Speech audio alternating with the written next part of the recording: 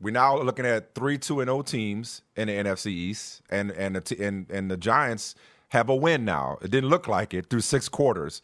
But which comeback was more significant between the Commanders under Sam Howell, who have new ownership and are still looking for that long-term answer at quarterback, Washington is, or the Giants? Because, like, whatever the hell Brian Daboll said at halftime, bottle that shit up. Because, I mean, that might have been season-saving. Even though they're going to San Francisco, I'm going to see him on Thursday with the hobbled, if unavailable, Saquon Barkley. So bigger comeback between the Commanders and the Giants.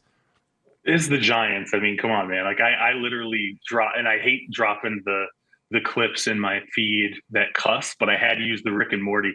Get your shit together. Get it all together. Put it in a backpack. Get your shit together. Like to me, I was like, that's the halftime speech that was just delivered. Yeah. No, I mean it's the Giants because of the way the Giants lost in week 1, right? And then the first half looked like a continuation of that. That's what it felt like. We were just like, oh my God, is this what the Giants are now? And I'm thinking at halftime, in my mind, I'm like, okay, what are they going to do at quarterback? Like, what are they going to do with this contract? Yeah. Like, I'm looking at Daniel Jones' contract. You blowing it up. No, you were blowing it up for them. Yes, I was Saquon Barkley's gone. At the numbers.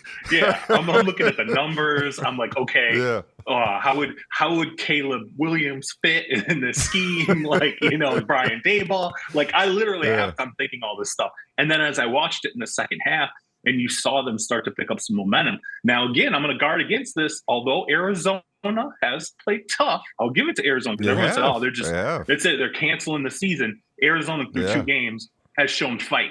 Like, those guys have some pride. They're playing tough. But that second half, there were a lot of succession jokes. A lot of Kendall Roy for Jonathan Gannon references.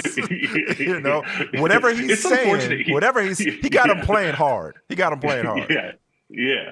I mean, and yet the Giants needed that so badly. You can't go into an 0-2 hole, particularly if that second half had been how the first half was. It's just it's mayhem. People are like, what are we doing here with Barkley? Then, with the Barkley injury late in that game, which has got to be extremely frustrated. Daniel Jones, how do we get out of this contract? Why did we go get Darren Waller, who's this old? Let's sit back and look at our draft picks. It would steamroll into what's wrong with the front office, what's wrong with the veterans, what's wrong with these contracts, and they reversed all that in half, which is remarkable. I feel you because of how bad it was through 6 quarters, especially. You're gonna disagree with me. You're gonna disagree. well, it's a healthy disagreement. Only it's subtle because you're not wrong. Obviously, I mean it was historic beatdown in the opener against Dallas, with again San Francisco on the horizon. So they outscored 60-0 through 6 quarters. Looking at a loss to quote unquote tanking Arizona, then going to San Francisco on a short week. You were absolutely right to start thinking ahead to 24 for the Giants. But on the flip side, the only reason I would say Washington is you want to talk about hot seat, Ron Rivera coming into this season. That was a guy that people looked at and said, okay, there could be a change, especially with an ownership change, finally, mercifully. Eric Bieniemy, we know the story with him and getting passed over year after year for head coaching opportunities, a lot to prove with the Commanders in terms of just his overall reputation as an offensive mastermind. They struggled with Arizona last week. And the revolving door at quarterback, the Giants, for better or worse, have their quarterback. And there was some expectation for a little bit of regression because we didn't think they were that good last year. Whereas Washington, so you're right, the Giants had a lot to lose. To me, Washington had more to gain by its comeback against Denver. Because I'm a Sam Howell guy. I've been a Sam Howell guy, man. I drank the Sam Howell Kool-Aid at North Carolina. So if they found their quarterback, and an offensive identity in Eric Bieniemy, with that defense, the Commanders might be able to make some noise. So that was the one for me, was watching Sam Howell continue. This is his 3rd start, and he's making some big time throws. Some real. Yeah. They might have their guy. If they got that guy, everybody else's job becomes easier. Well, not only that, I mean, I'll say this about Washington too. It is certainly not an organization bereft of talent.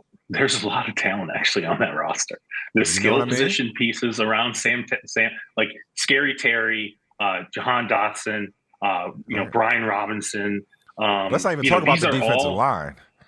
Yeah, now you can get to the defensive line, which is nothing but first-round picks. And if they could actually squeeze something out of Chase Young consistently, no, I mean it is certainly an organization that if they're last year's Giants, okay, if they're a team that comes out of the NFC East soup and makes a playoff run, if you compared those two teams, it's not the empty jelly-filled donut. I actually think if you get Washington to the playoffs with this roster, the roster's pretty young and pretty talented. And you're sitting there going, if we solve the quarterback spot here, now we can just start adding to this. And we actually have something real here and legitimate and lasting. Whereas the Giants, I was kind of like certain pieces and parts, yes, but there still feels like there's something a little worrisome about this. I'm not against Howell. He's 22 years old. I mean, like Howell to me, I'm sorry, I don't understand how I could go the year before his last season in North Carolina and I'm having evaluators telling me like top 10 pick, here's all these things to love about him. And then 1 year later, I'm like, what the hell happened? Like I've never seen a guy fall off that fast. He's making plays out there right now that remind me of the guy everyone loved personnel wise. Like didn't have the biggest arm in the world, but he was very competitive. He was athletic. He was very, he could do things off script. That's kind of how he's playing right now. So it's good. I guess between the two teams, who is going to lose their minds quicker, the Washington fan base or the Giants fan base? I don't know if there's a wrong answer there. Yes is yes. Yes. For better or worse, they're going to lose their minds. Hey, thanks so much for kicking it with your main man, Michael Smith. Be sure to subscribe to this YouTube channel, but also subscribe to the podcast wherever you get your podcasts. Rate it, review it, tell your friends about it. Oh, and be sure to follow me on social media.